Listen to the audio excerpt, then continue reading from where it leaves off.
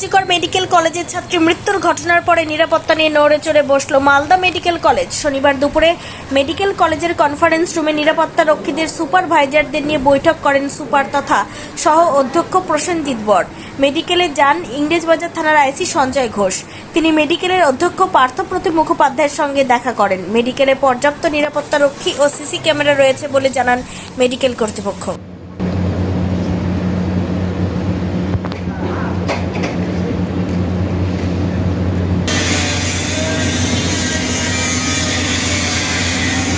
এমনি আমাদের সিকিউরিটি ব্যাপারে আমরা ব্যবস্থা নিয়ে তো রয়েছি। আমরা মনিটর করি সিকিউরিটি ব্যাপারটা।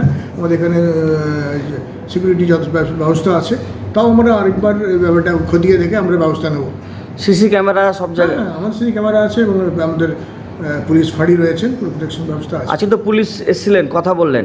আমরা এমনি ওনারা রুটিন জাস্ট আলোচনা করতে এসেছিলেন এবং আমরা আপডেট করেছি, একটাই করেছি।